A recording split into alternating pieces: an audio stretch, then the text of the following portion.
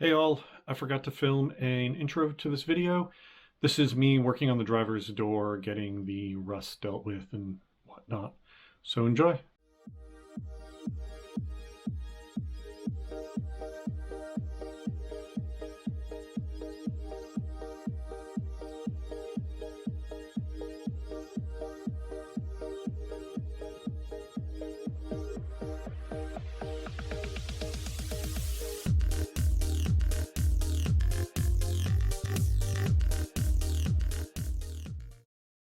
All right, so the door is out of the vinegar, scrubbed all the rust, neutralized it with baking soda, water, and then blew off as much of the moisture as I could with the air. You also something on the outside using the heat gun. It's just because it's bare metal, I wanted to get as much of the moisture off that as possible.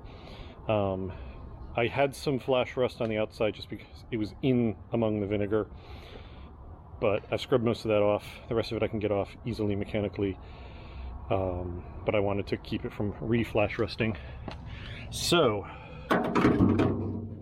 this is why vinegar is awesome. You can see there's no rust whatsoever in there. This side is not as perfect because this was the side that was up and was just having the vinegar sloshing in it. But the big thing is that seam down at the bottom.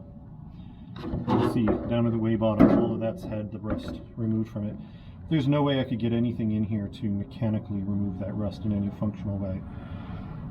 So what I'm going to do with this now, what's going to happen with this now is that it's going to get propped up in the garage on a couple wood blocks so that it's up off the ground, and then I'm going to point a couple halogen lights at it so that it basically bakes the door so it'll get all the rest of the moisture out of it, because I need this door to be completely bone dry for the next step. This door has been being baked by these two lamps all day, which this is to get all the moisture out, and it's nice and toasty warm now, so that's nice and dry in there. So what I'm going to do next with this is weld up the couple holes in the skin. There's like one pinhole at the bottom.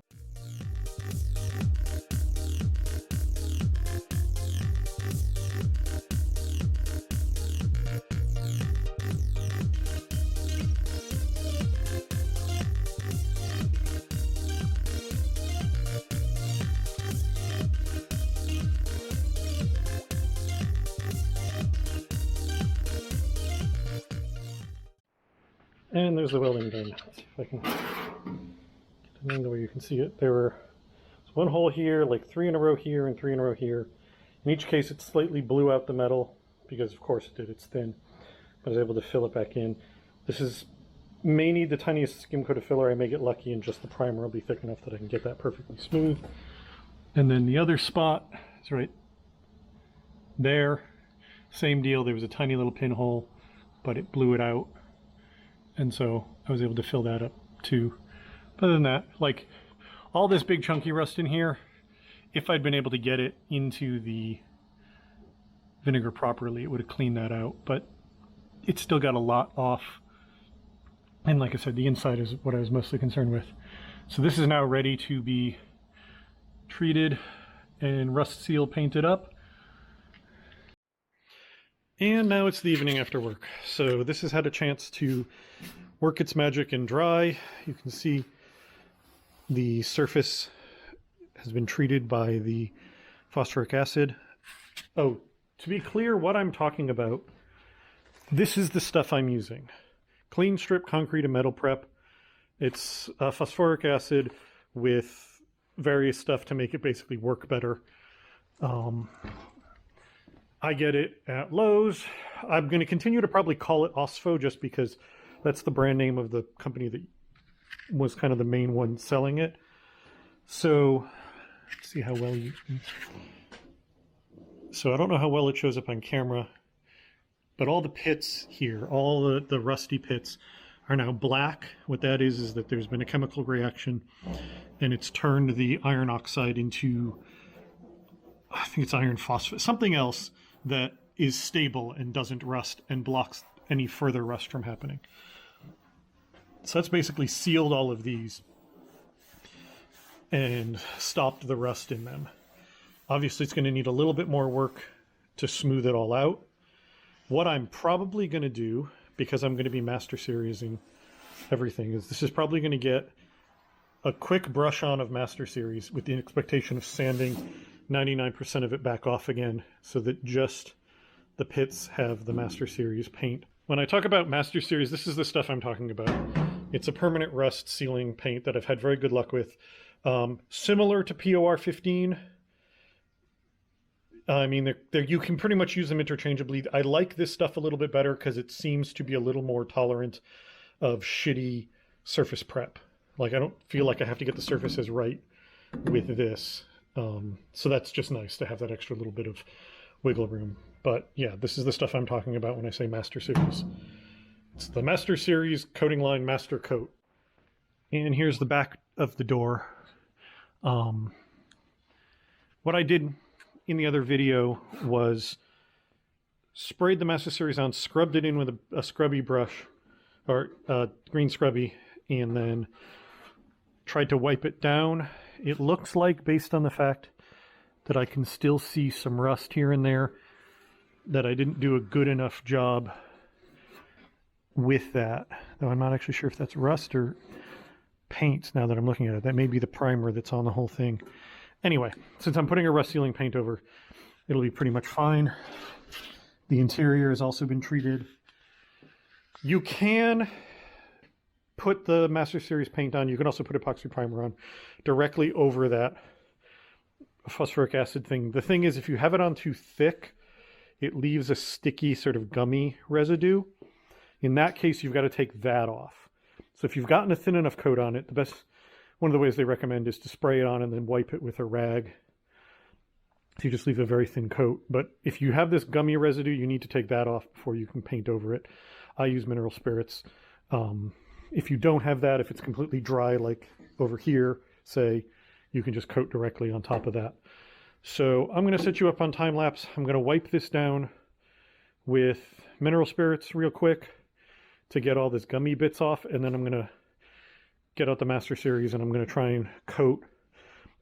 What I'm mostly going to concentrate on is areas that had rust already and areas that are likely to cause rust. So like inside here, the bottom couple of inches is going to get as thorough a job as I can working from the outside. Obviously, it's not going to be perfect, but I'm going to do the best job I can.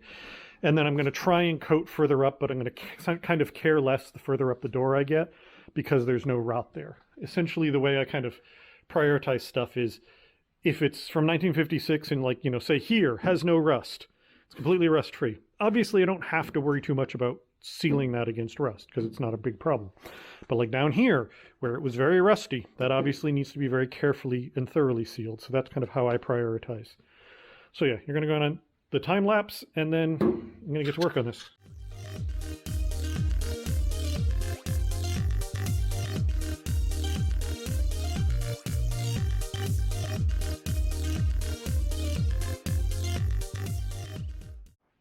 So as you saw in the time lapse, I couldn't get the other can of paint open.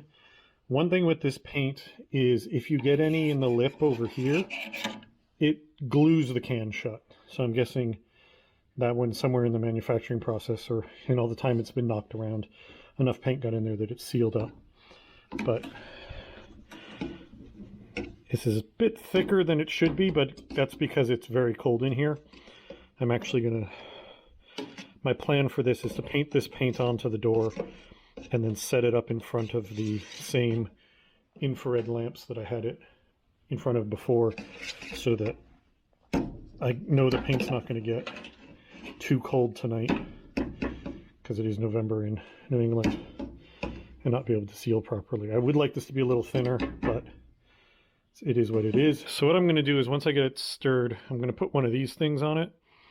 I got this again at Lowe's. They say these things seal the can completely. I've never found that to work well. But what they do is they sit down in the groove there and then let you pour out paint from the nozzle. I'll get it out when I'm not holding camera. It lets you pour the paint without making a mess in that groove there. And then even with that, what I'm going to do is when I seal this up, I'm going to put a piece of plastic wrap or a plastic baggie or something over it and then put the lid on, just so that if any paint has gotten in there, I won't seal the lid permanently onto it. The other can you saw that I couldn't get open, what I'll eventually do with that is go in and drill some big holes in it, basically, or cut the lid, whatever ends up feeling like it's going to be the easiest thing. But I'm going to get the lid open on that and then pour the contents out into a quart paint can that I'll go buy from the store so that I can still use that paint. And then I'm going to just get it in there. I'm going to get in with some foam brushes, and my goal is to just coat as much of the inside of the door as possible. I'm going to do all up in here, all over here, all the bottom here. And then I'm going to basically get almost everything done and then set it in place, and then do the sides over there so I don't have to put my hands in paint to move the door. I'm also going to get this little lip in this area in here all done up. And then that's going to dry. Tomorrow I'm going to do another coat. And then this door will be sealed up, and the inside will be basically done. After the door's gotten paint on it, I'm going to spray cavity wax into the bottom of the door and get the entire bottom couple of inches of the door coated in that, because that will... Cavity wax is wax basically in a solvent suspension. You spray it in, it goes on like a liquid, and then the solvent evaporates and it leaves just a coating of wax, which is semi-self-healing, but also is just waterproof. So it's another layer of protection. But I've learned my lesson. You don't put that in first, just in case you've got some place where it can, because it likes to wick. So if you got something in the wrong place, it'll wick sometimes outside of the panel. And suddenly you've got a spot of wax on the outside of the panel that if you just paint over it without noticing it, paint's not going to stick properly. So that's a lesson learned on my part. But yeah, so I'm going to get paint on this. It's not going to look terribly exciting. It's going to be me slathering paint on and probably getting it halfway up my arm.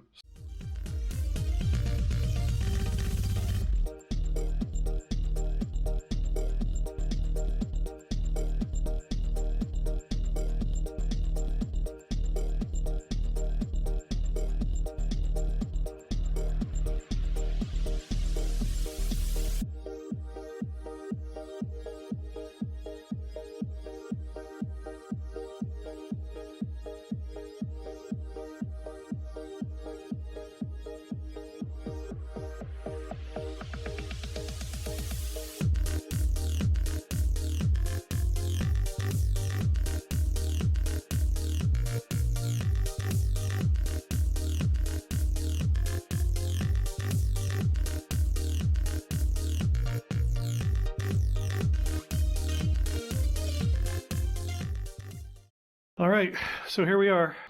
You saw me going in there. I had the light in there so I could see. Did the bottom, did the other side. Did the spots on here where there were little pitting so that I can sand it back and get a smooth surface with the pits filled. So yeah, that's kind of where we are. So yeah, this is what it looks like inside.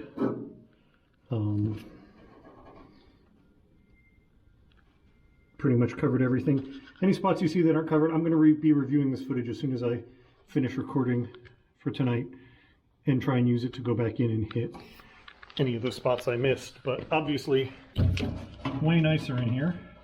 A good coating of paint on everything. Ooh, a bit trick right there for a hit. So yeah, this is all going to dry, and then tomorrow I will go in, slather a second coat on all of this. And then this door on the inside can be kind of checked off as done. It's a good bit of progress. I always love it when I'm at the point when I'm putting stuff onto a panel rather than stripping back. And once I put the silver on like this, it always just looks so much better. Like the door just looks so much nicer. Now, so this is going to get 2 coats of this. I'm probably not going to film me doing the other coat because whatever, it's paint, it's boring.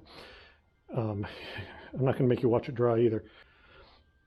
And then I'm probably going to be painting the jambs of this with the same epoxy primers I'm going to be doing the outside with, just for consistency, so that when I put my color coats on, it's the same color because it's got the same underlayer. So this silver doesn't look different than the gray primer. Anyway, that's it for now. Thanks for you all for watching, and I'll talk to you later. Bye.